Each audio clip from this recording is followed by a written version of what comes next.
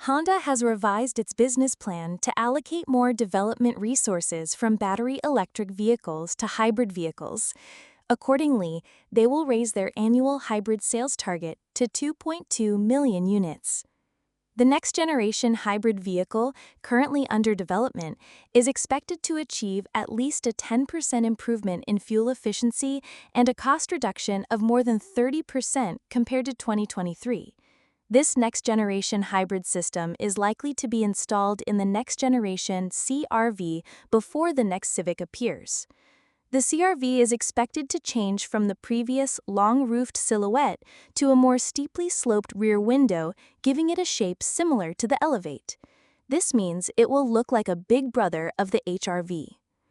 In terms of design, the front mask is indistinguishable from that of a battery electric vehicle. The grille will be removed, and a large area of the front of the bumper is covered in body color. The body sides also lack exaggerated character lines, creating a plain and simple impression. Meanwhile, SUV-like garnishes on the wheel arches and lower body create an aggressive look. The next-generation CR-V is likely to be released in 2027, ahead of the Civic.